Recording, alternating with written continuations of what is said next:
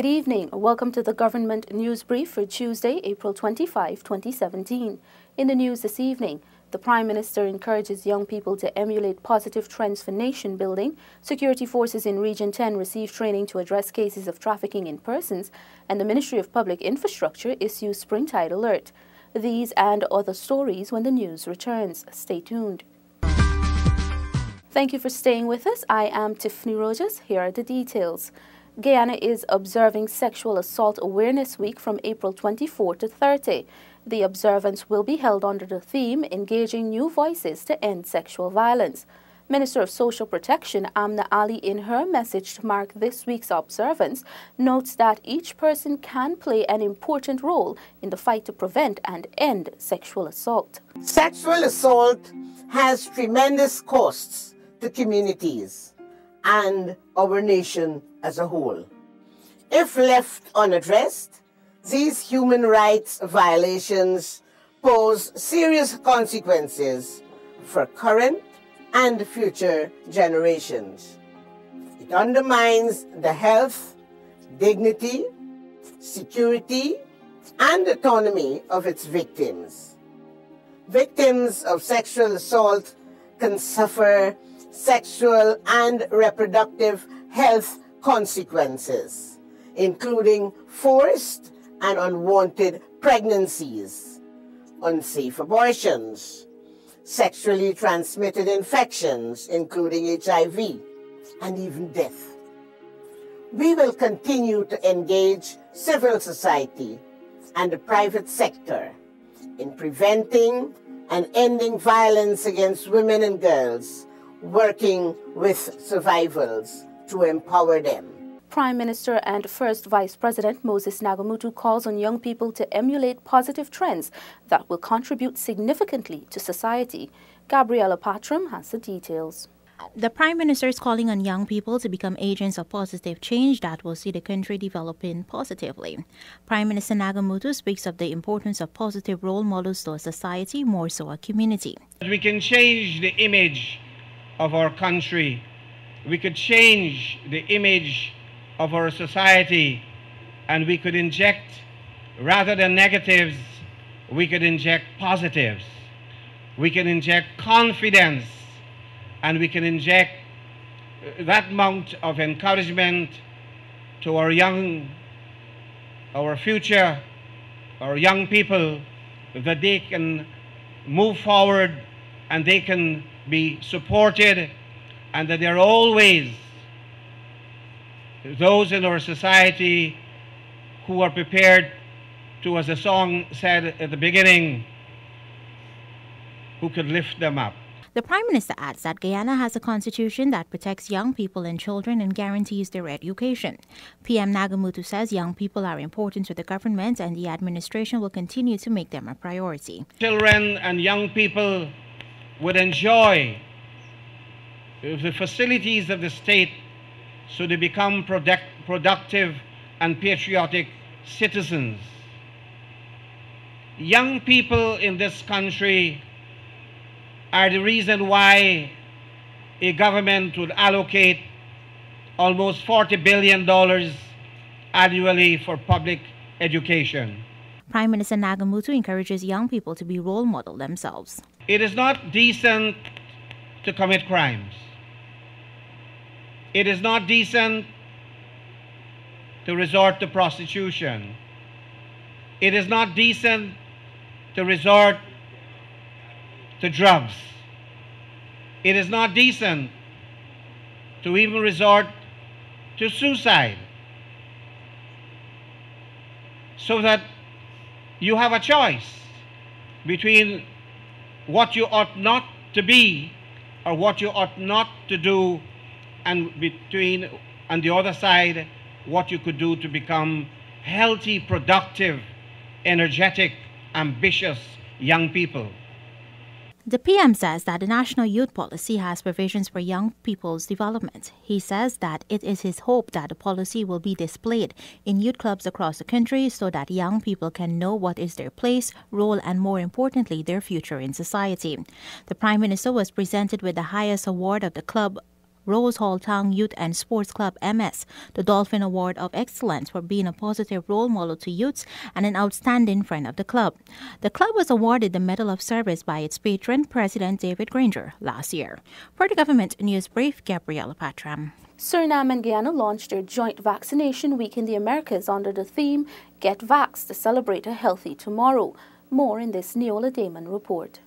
Minister within the Ministry of Public Health, Dr. Karen Cummings, says that the event helps to remind persons of the importance of immunization against preventable diseases.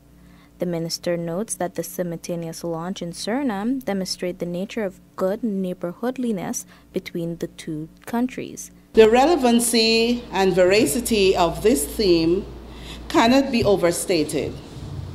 Vaccination is one of the most significant and necessary requirements for every human being to be able to live a healthy life.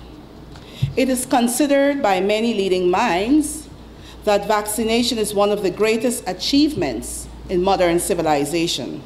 Minister Cummings says that though the importance of immunization is least likely to be shared amongst peers, she hopes that parents ensure their children are vaccinated since there is no other preventive measures available. Immunization remains the single most important way parents can protect their children from serious diseases.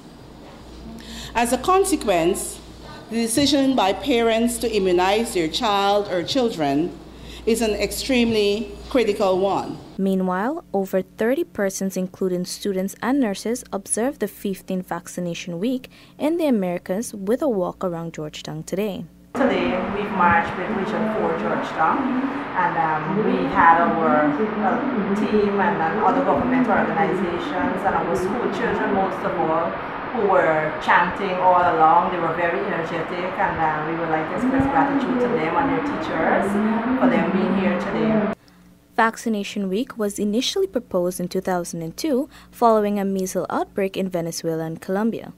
During the national 2017 budget presentation, former Minister of Public Health, Dr. George Norton, highlighted that Guyana has successfully eliminated measles and is in the process of eliminating wild polio virus too.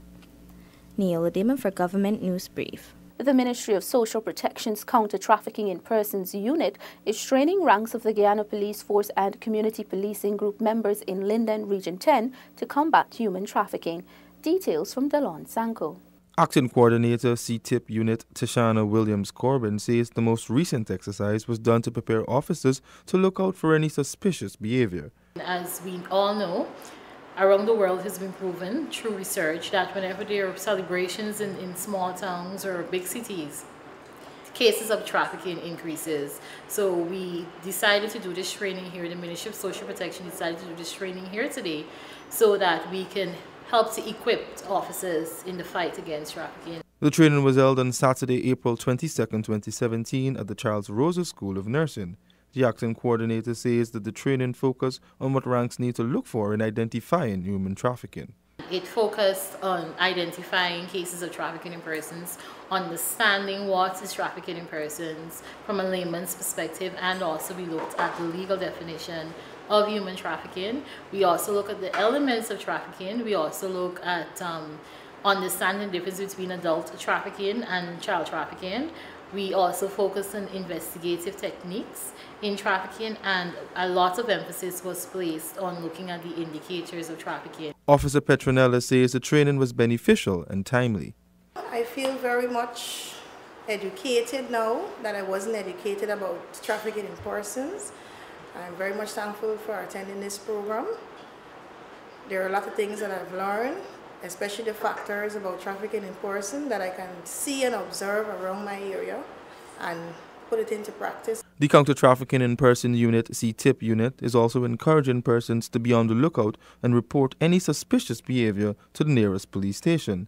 The unit will have a booth at the Linden Town Week where persons can learn more about trafficking in persons so they can help to stop this inhumane act.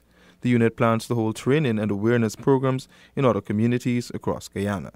Delon Sanko for the Government News Brief. Today, the world observes Malaria Day under the theme End Malaria for Good, Let's Boost Prevention. In 2015, the World Health Assembly endorsed the World Health Organization's Global Technical Strategy for Malaria 2016 to 2030. This is a 15-year framework for all countries working to control and eliminate malaria. The 2016 World Malaria Report notes that globally there have been 212 million cases of malaria with 429,000 malaria-related deaths. Guyana has not backed down from its international responsibilities. Minister of Public Health, Walda Lawrence, has renewed the country's commitment towards controlling the spread of malaria. Between 2014 to 2016, there has been a steady decrease in reported malaria cases in Guyana. The Ministry of Public Health has drafted a National Strategic Plan 2015 to 2020 for the malaria program with the intention of optimizing and building upon the lessons learned from previous and recent years of program implementation. Persons are being reminded to take protective measures at home to guard against the mosquito that spreads malaria and wear protective clothing in malaria endemic areas. Most importantly, the Ministry of Public Health advises that persons sleep under bed nets to prevent being bitten by mosquitoes. Treated nets are available free of cost at health facilities. The Ministry of Education will be rolling out a bilingual education program in 3 indigenous communities in Region 9 for the September school term. Sinika Thorne reports. The bilingual program will be launched in 3 primary schools in Cordarnau, Sawariwau, and Marunau. It is aimed at not only preserving the Wapushiana language, but also at making the learning process easier for students as they will be taught using the indigenous dialect. Cultural Policy Advisor to the Ministry of Education, Ruel Johnson, explains that in most indigenous communities, the English language is not the first language. The challenge that poses is that when it is that you try to execute an English language curriculum in a community that the young people or the community as a whole does not treat English as a first language, what you do is you create a double barrier to learning. The learning itself and then having to essentially translate as you are learning. Johnson says teachers have already been identified and have commenced training and participating in workshops. The hope is that by September we can have the pilot program, which will look at starting in grade 1,